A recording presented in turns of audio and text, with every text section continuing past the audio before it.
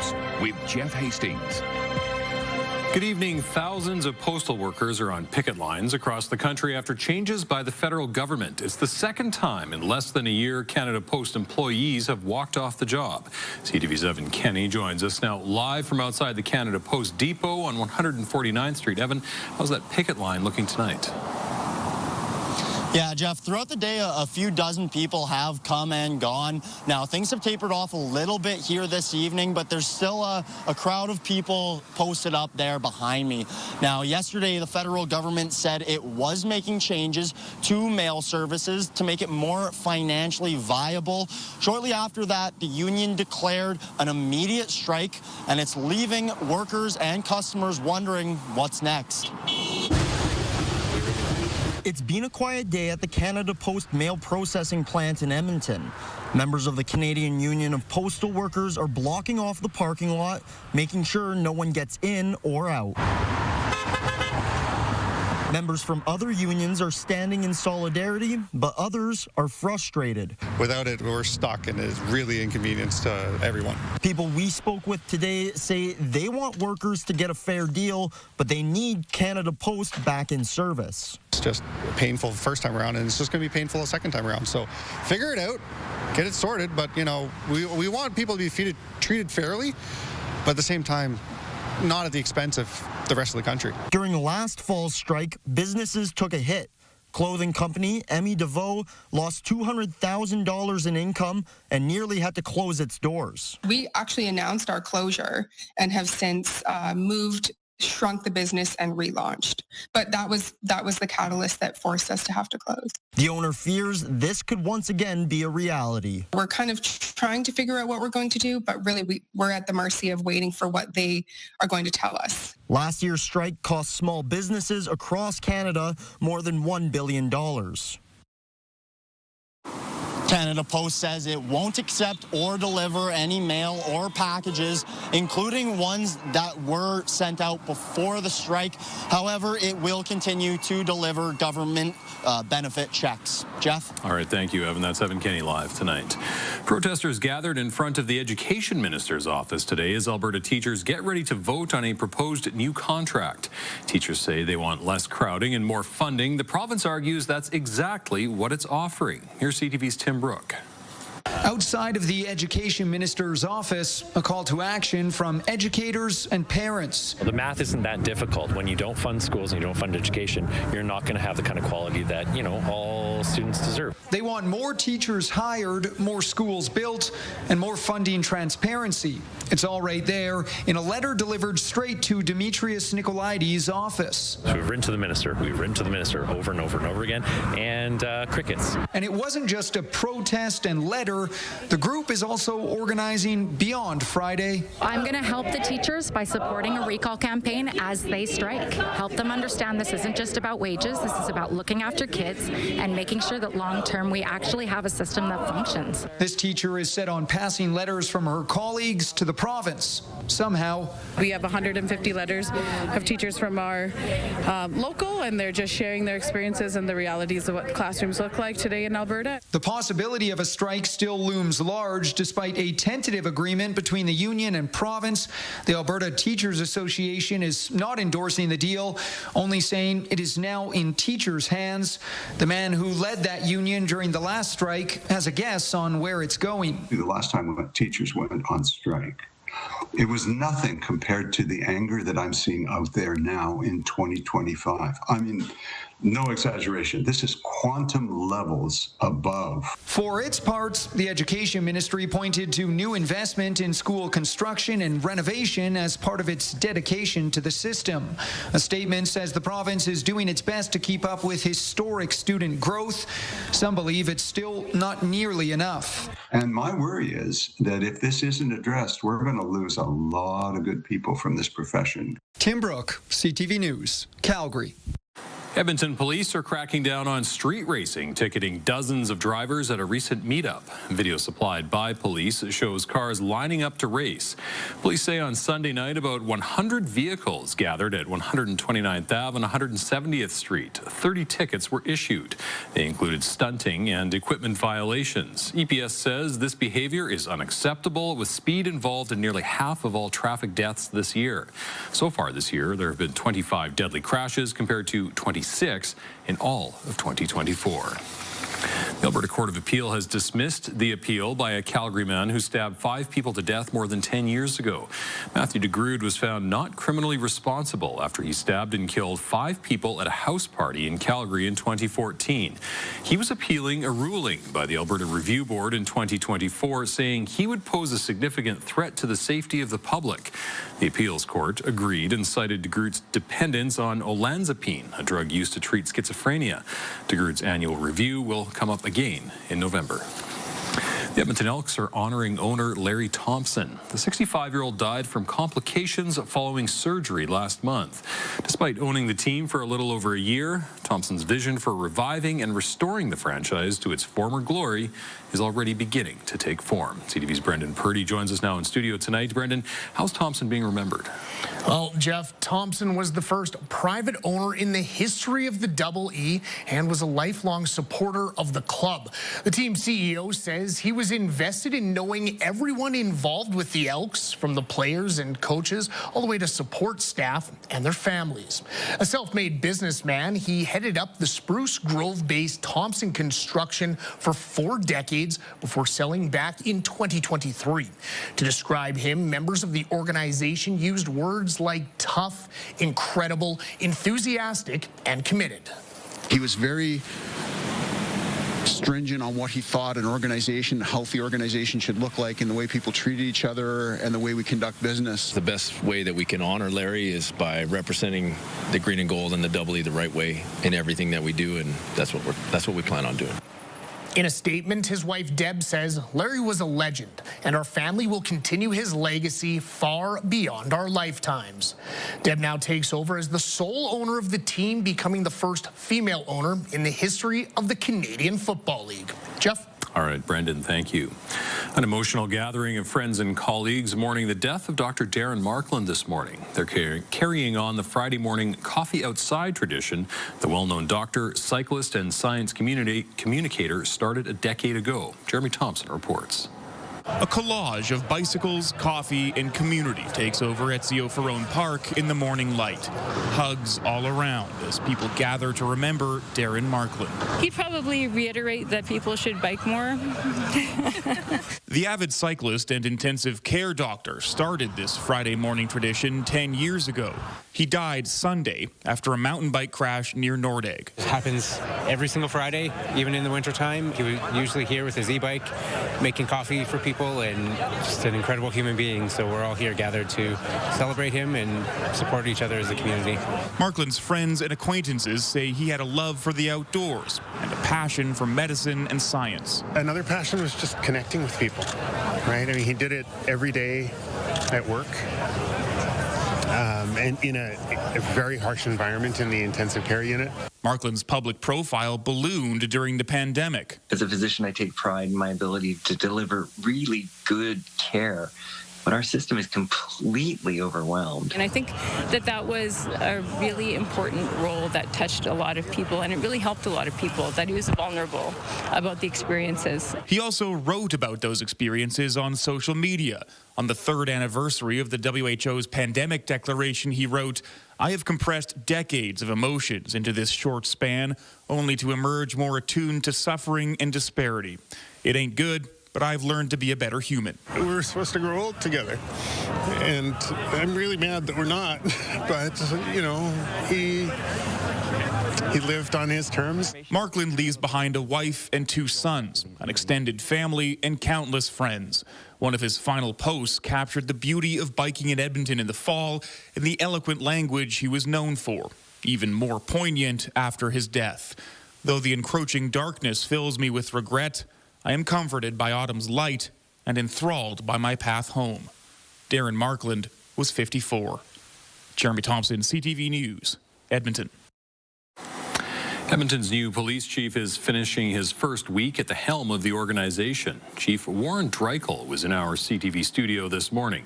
He says the public will see a lot of him in the community, and he wants EPS members to be more visible by policing proactively instead of reactively. That's a big shift, believe it or not. It's not just as easy as telling our members they need to do it. It's looking at the things that are slowing them down. What are the administrative things, the technical things that are getting in the way? What's new in terms of how they do investigations that keep them from being out on the street? Dreichel served for several months as co-interim chief following the departure of previous chief Dale McPhee. The Kiwanis Club of Edmonton is recognizing its top cop. We're proud to have officers like Constable Thomas Cleal, who lead with heart, both in uniform and in the community. On behalf of the Edmonton Police Service, it is my pleasure to congratulate him as the 2024 Kiwanis Top Cop. Thomas Cleal is a constable with the Edmonton Police Service and a member of its law enforcement torch run. It's an organization that raises money for the Special Olympics. Cleal has been volunteering since 2016. He says receiving the Top Cop Award is a really big honor. I was kind of surprised when I was informed that I was getting this recognition, and not necessarily somebody that enjoys the spotlight, but if it's going to bring awareness and to Special Olympics and bring more attention to our Special Olympics athletes, then I'm happy to be a part of doing that. Cleal's parents traveled to Edmonton from Nova Scotia for their son's award ceremony. The TELUS World of Science will mark the National Day for Truth and Reconciliation with free admission for Indigenous guests. Truth and Reconciliation Day is Tuesday, September 30th. It commemorates Indigenous communities and raises awareness of the impacts of residential schools. The Science Centre will begin the day with a teepee raising, followed by a prayer with an elder. Other activities will be held throughout the day, including a tea ceremony in the Medicine Garden. The Science Centre says it is important to honor Indigenous communities. Indigenous communities have stewarded this land for thousands of years, and they're a very important part of our community here. So we want to recognize the parts of our history that have really impacted that part of our community.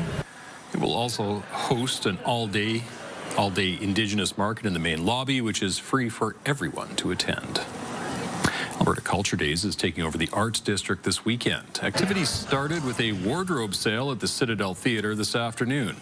The Citadel does about 10 shows every year and collects a lot of costumes.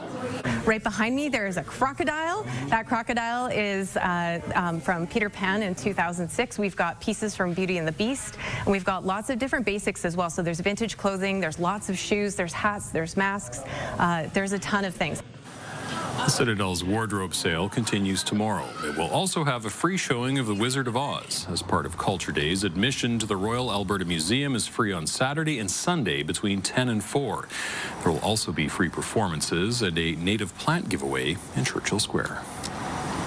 All right, not a bad day today, Josh. It's starting to feel like fall. Yeah, and we'll see a few more days with similar temperatures to what we had today through the weekend. The big change tomorrow is that the wind should be down. It was gusting upwards of 40 to 50 kilometers per hour for most of this afternoon. Right now, about 15, gusting to 30 downtown and west of the city.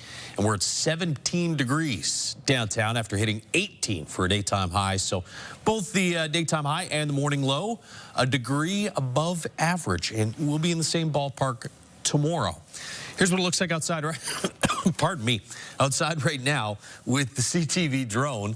That's a spectacular shot of the bridge. You can see still lots of sunshine out there, although looking to the west, there are some clouds getting set to spill in. I don't think it's going to be anything more than just partly cloudy skies through this evening and overnight tonight, but there is rain already falling in western and northwestern Alberta, and that will continue for northwestern Alberta this evening and in the northeast overnight tonight. Here in the city, though, just partly cloudy. Wind dies down by mid-evening. We'll be about 12 degrees, 9 o'clock this evening. So nice evening. 6 degrees tomorrow morning, and then some increase in cloud later in the day. A high, again, of about 18 degrees. And then tomorrow night, could see some showers. So no rain tonight here in the city, but maybe late tomorrow night. We'll take a closer look at that and the rest of your weekend forecast in a couple minutes. Thank you, Josh. Coming up on CTV News at 6, Canadian women go for glory. This is what we've been building for 3 years to do, and the fact that we're in this week and this is the game that we're in is just unbelievable. A Rugby World Championship is one match away, and I got to see myself how other people saw me, and I wasn't a sick kid. I wasn't like helpless. I was a ray of hope. 10 years since SpiderMable cast her web on Edmonton.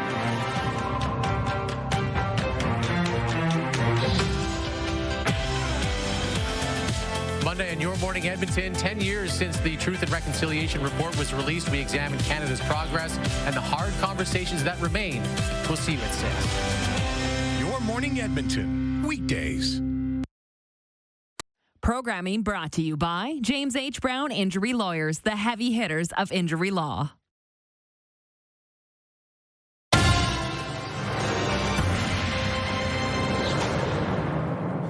The Canadian women's rugby team is going for gold in tomorrow's World Cup final. Several players from Edmonton and Alberta are on the roster. Darren Issa reports. This is what we've been building for 3 years to do, and the fact that we're in this week and this is the game that we're in is just unbelievable. The Canadian women's team is taking on England in the Rugby World Cup final. They can make history as Canada has never won gold. It was a bit of an unreal feeling, I think, because we were watching it as a team on a trip and everybody was just cheering. I think one of our coaches was crying. Canada's road to the gold medal final is inspiring the University of Alberta's Pandas rugby squad. Gives a vision of what we can do as a team and as a country, and gives a hope for if you ever do play for Canada that we're a winning program. The two teams have some history playing in the 2014 final. Canada settled for silver. England's going to be a hard team for them to face, but I think as long as they kind of stick to who they are and what's important to them, then I think it'll be a great game. Assistant coach Chelsea Ross played for the women's national team from 2015 to 2017. She says Canada is becoming a rugby powerhouse. I think that we're changing the way people see Canadian rugby on the global scale. The St. Albert Rugby Club is expecting a packed house to watch the game. At every Canada game, we've had a watch party, and we've had bigger crowds out to every watch party this year than we did to the last Women's World Cup final. The match is at 9 a.m.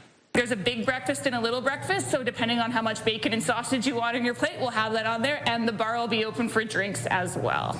A gold medal would be good for business and the next generation of players. The more that the young girls in Canada and in our province, in our country, in our city, can see them doing it and being successful, then they just are going to want to follow in their footsteps. Showing there's more than just a medal on the line. Naramisa, CTV News, Edmonton. A lot of young guns will be in the Oilers lineup at Rogers Place tonight. Only a handful of Oilers regulars will face off against the Winnipeg Jets in Edmonton.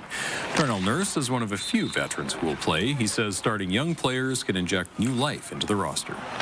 The juice that they bring to the rink, the smiles, the emotion, the enthusiasm. I mean, that just helps the group. It's infectious. So when you have some of that, the young blood in your lineup and in your room, it spreads through it. Tonight's game starts at 7. This weekend marks 10 years since a girl with cancer known as SpiderMable cast her web on the hearts of Edmontonians.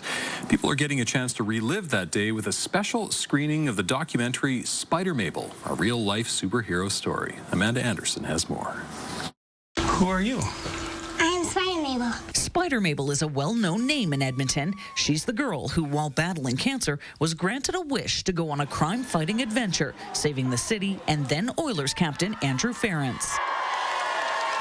It was just so amazing and so comforting to know that there were so many people rooting for me and putting this together to make me feel better, and it was the best day of my life. It's been 10 years since that day. The pint-sized superhero is now grown up. I still hold a lot of the qualities I had back then, and I value that because it shows that, yeah, I've changed, I've matured, but I'm still me. SpiderMable's Wish Day, her journey to overcome cancer, and efforts to give back to the community are featured in a documentary called SpiderMable, a real-life superhero story, released a couple of years ago. I got to see myself how other people saw me, and I wasn't a sick kid. I wasn't, like, helpless.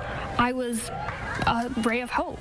Remembering everything that happened, everything that she did that day and the years after, everything that went into that film, it's like, yeah, I want to see it again from the perspective of that being in the past. People are getting a chance to relive that special day in our city's history on the big screen at Metro Cinema. Edmonton showing up that day was what I was really proud of. It's also a chance to meet the girl behind the mask. Look out, here comes the SpiderMable. I'm not so much like the superhero anymore.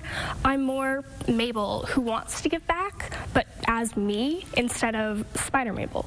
Because SpiderMable is really connected to the cancer side of my life. The SpiderMable documentary is being shown on Saturday to mark the anniversary and raise money for the Kids with Cancer Society.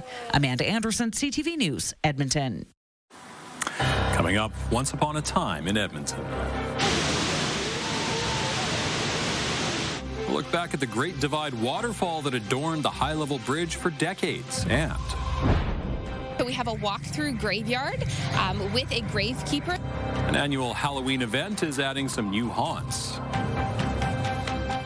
Showers will all stay to the north of us tonight, but we could see some rain here in the Edmonton area late Saturday night and mid to high teens for daytime highs Saturday, Sunday.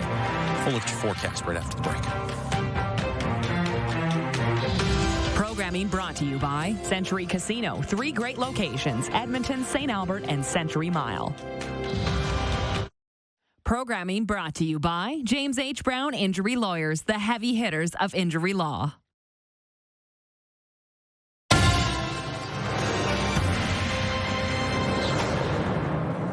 Once upon a time in Edmonton, there was a waterfall. It flowed off the high-level bridge for 25 years before city councilors decided to turn off the taps. This is its story.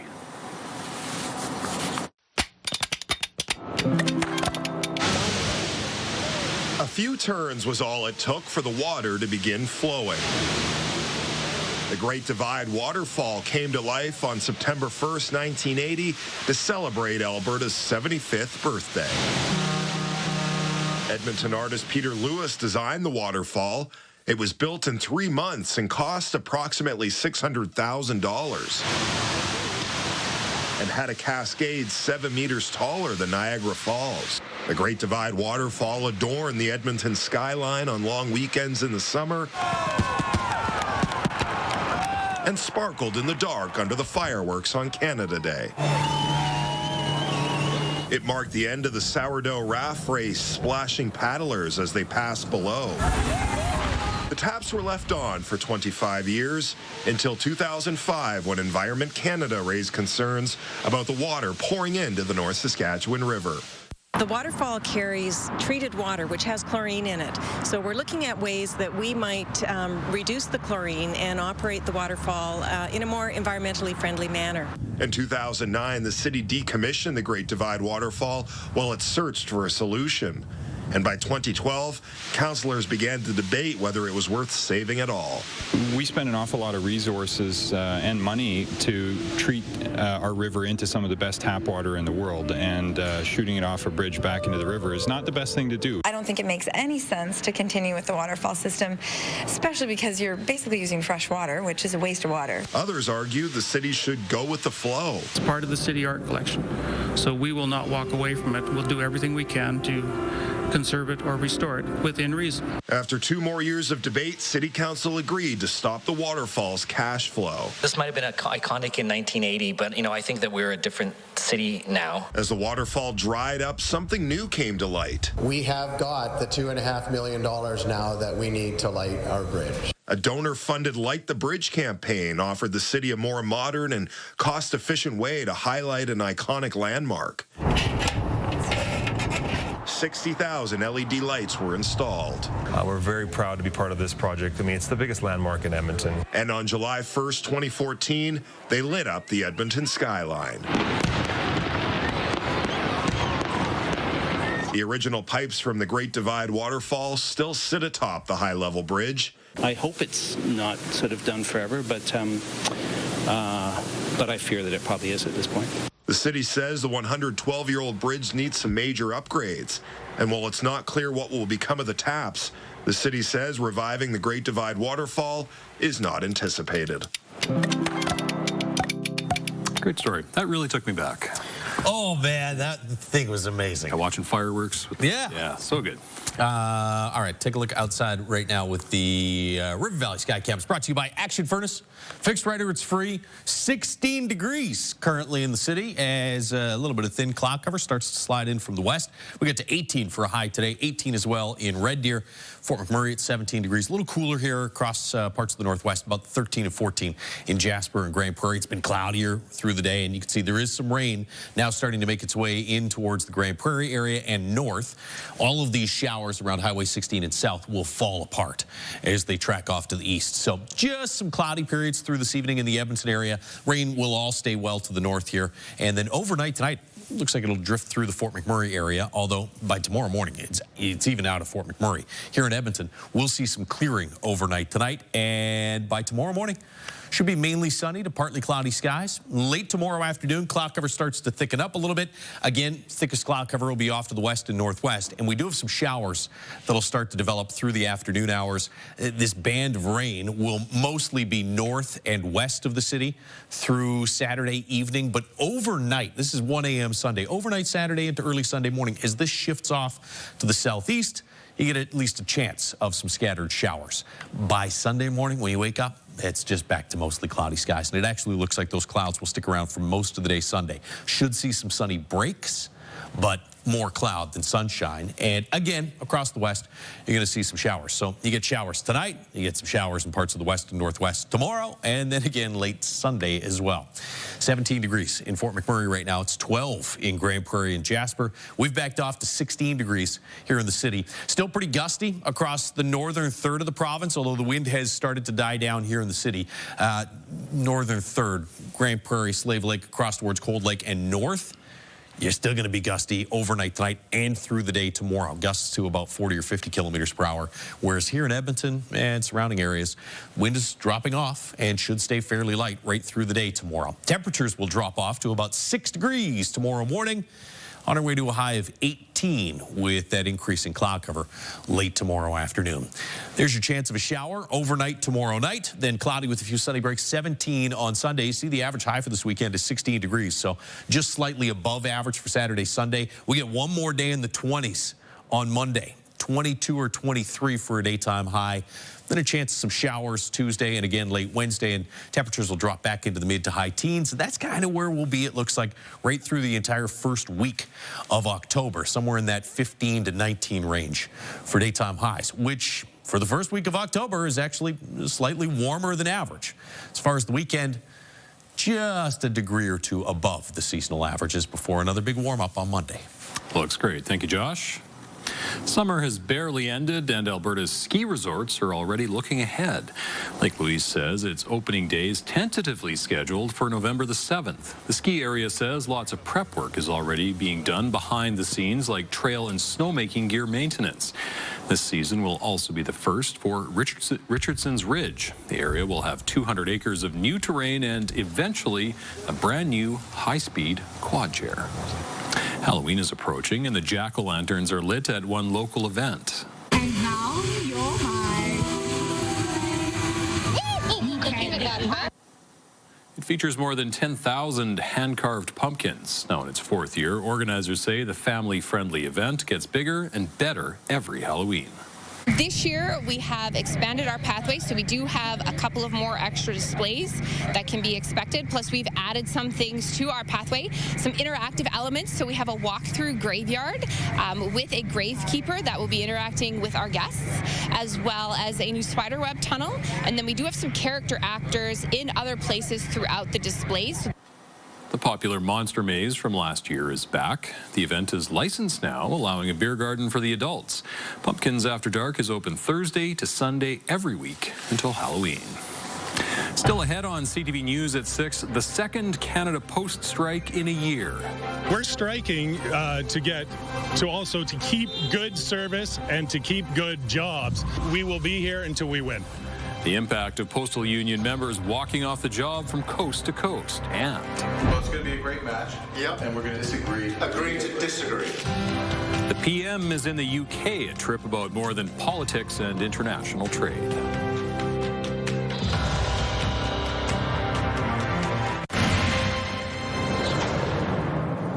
Returning to our top story, an abrupt halt to mail service and a surprise for many Canadians as across the country postal workers walked off the job. CTV's Rachel Aiello has the latest. Thousands of postal workers are on strike. The trigger for the shutdown? Sweeping changes the federal government is forcing, including ending door-to-door delivery in an effort to save a struggling Canada Post. We're striking to keep good service and to keep good jobs. We will be here until we win. But as long as this labor disruption lasts, no new mail will be processed or delivered, with few exceptions.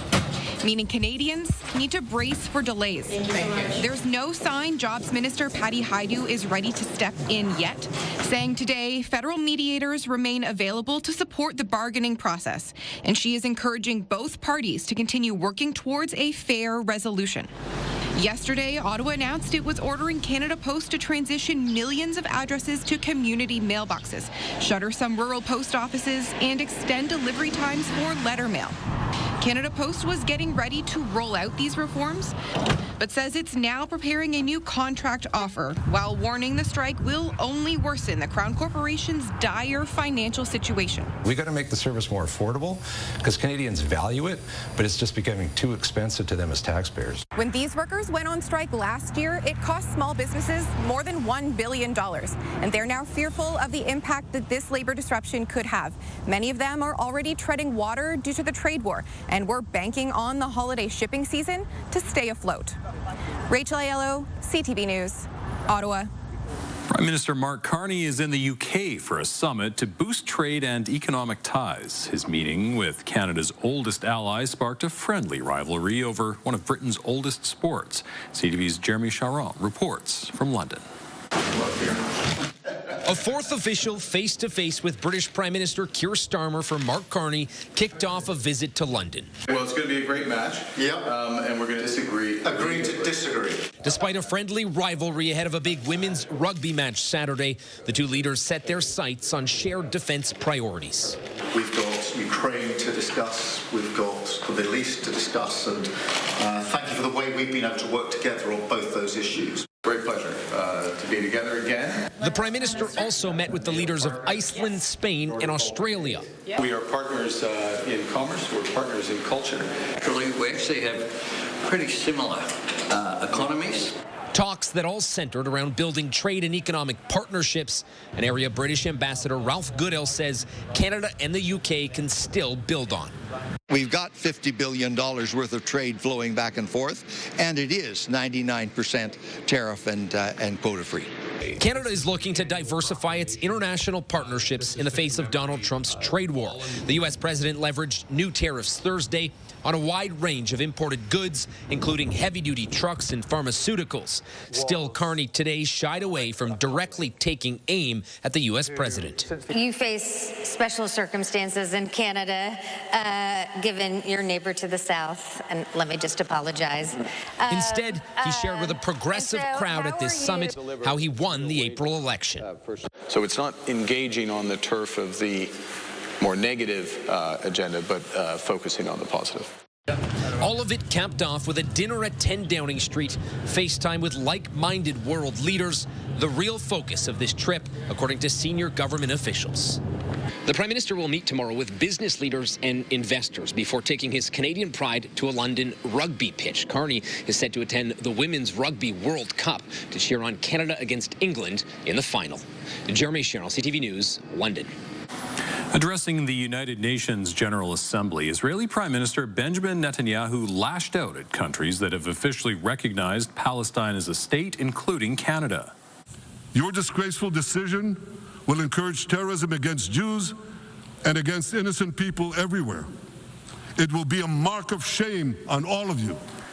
Netanyahu also singled out Canadian allies France, Britain, and Australia, saying their leaders buckled under pressure. He said Israel must, quote, finish the job against Hamas in Gaza. Netanyahu's speech began with dozens of delegates from multiple nations walking out of the General Assembly. Coming up, a shocking tax bill. It made me more angry than anything. We've just lost both of our parents inside of 11 months. How much a Canadian woman was on the hook for after both her parents died, and why she's urging Canadians to change the way they save for retirement. Also ahead. It's much more than nursing advice. They offer a lot of specialized programs. The province celebrates a quarter century of 811.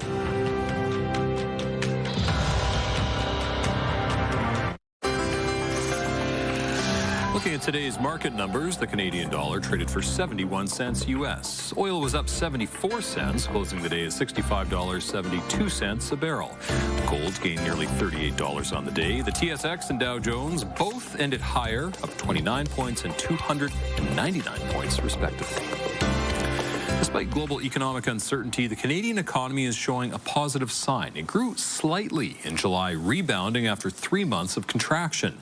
Statistics Canada says real gross domestic product grew by 0.2%, the first increase in 4 months. Mining and oil and gas extraction sectors led the growth. That was somewhat tempered by a decline in retail trade.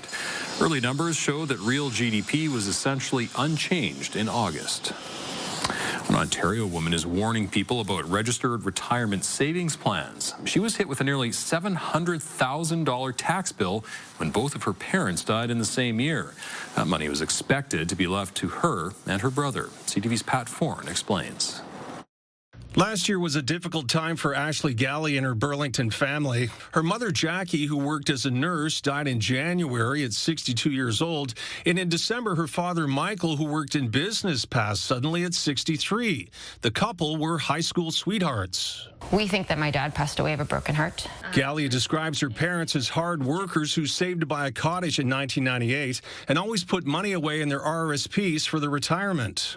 5 years ago, they sold their home and made the cottage their principal residence. When they both died last year, Galley's mother's RRSP rolled into her father's for a total of $715,000. When her father died, the RRSP had to be taxed as income at about 50%, and there was capital gains on the cottage. The family had a tax bill of $659,000. It made me more angry than anything. We've just lost both of our parents inside of 11 months. Gallia says to avoid selling the cottage, almost the entire amount of RRSPs her parents saved had to go to pay the tax bill. She says she and her brother expected some of the funds and were shocked almost nothing was left over.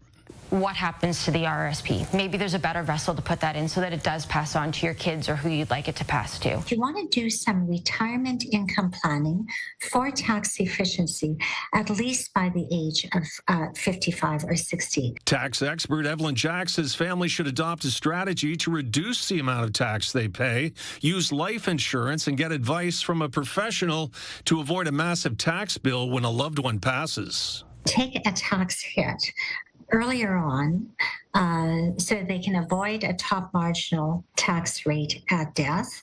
And in the process, put that money into more tax efficient vehicles, for example, a TFSA. Gallia says she's still grieving the loss of her parents, but wanted to share what happened to her family to help others. Other people learn that maybe RRSPs aren't the best option for them, then at least I've done something to be helpful or beneficial, and I think my parents would be proud of me for that. Pat Foran, CTV News.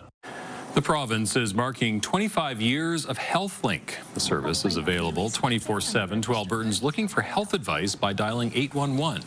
It first launched in the Edmonton area with 40 registered answering calls. 3 years later, it expanded to the rest of the province. There are now about 800 people on staff. Primary Care Alberta says since its launch, more than 27 million calls have gone to the service. Over the years, HealthLink has added supports for families dealing with dementia, parents with newborns, and people facing addictions. It's much more than nursing advice. They offer a lot of specialized programs. We have our virtual physician program that started in 2022, and we've helped over 70,000 Albertans. An artificial intelligence pilot is in progress at 811. It's supposed to help workers navigate articles and guidelines so they can help people faster. Still ahead, how an Alberta outdoor enthusiast turned tragedy to lasting change in the Rockies. There were some dark, challenging moments there of just figuring out what I was capable of. People can overcome most anything in their life.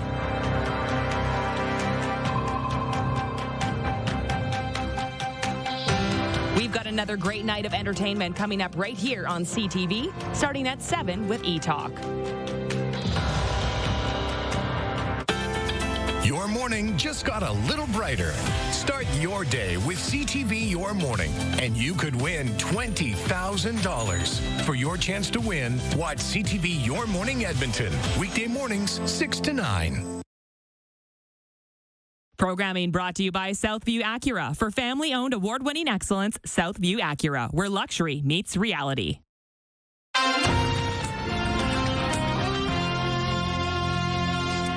A cyclist who recently moved to Calgary is finding his way around in a creative way by turning his bike rides into works of art. The 46-year-old began exploring the city's pathway system through the social networking app Strava. That's when he started to create incredible images, including a maple leaf, a pair of cowboy boots, and the Calgary Stampeders logo. He says his maps take hours to design. An Alberta mountain biker is featured in a new documentary making its Alberta premiere at the Edmonton International Film Festival on Sunday. Matt Hadley suffered a life-changing injury in 2019, turning his tragedy into trailblazing change. CTV's Terry Fikowski explains. If you've hiked on a trail in the Canmore area, it's likely one Matt Hadley had a hand designing. He also loves to ride them. He and his wife each ranked among the top mountain bikers in the country. But in 2019, a devastating accident changed everything. While hiking with his wife in Utah, a basketball-sized boulder dislodged off a 200-meter high cliff, striking his right leg. Within seconds, my life changed. First faced with death, then uncertainty about what his future looked like as an amputee. There were some dark, challenging moments there of just figuring out what I was capable of and how to do it. And I figure out ways to get back to sport and just regular life. His remarkable recovery, resilience, and ability to reimagine trails is featured in the new documentary, Trailblazing, the Matt Hadley story.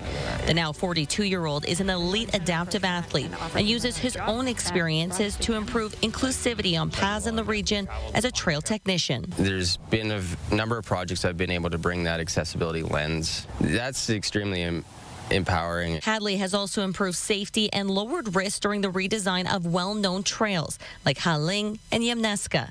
His lasting impact in the community is what compelled emerging Canmore filmmaker Kim Logan to share his story. Films like Trailblazing help change the narrative from pity and amazement to respect and representation. And I hope that Trailblazing helps spark conversations about who belongs in the outdoors. It's already well received, with one international award since its world debut in May and now set to premiere in Alberta. And while it has been difficult for Hadley to relive his worst moments, he's hopeful it will encourage others facing theirs. In its own way, it probably helped with the healing. People can overcome most anything in their life. Terry Fikowski, CTV News in Canmore. 18 degrees for a high today, 18 again tomorrow, and the wind will be down, so it should actually feel a little bit nicer, although it won't be as sunny. We'll see some increase in cloud in the afternoon, and tomorrow night could see a shower, 17 on Sunday, and back into the low 20s for one more day, Monday of next week. All right. Thank you, Josh, and thank you very much for sharing your time with us. Have a great weekend.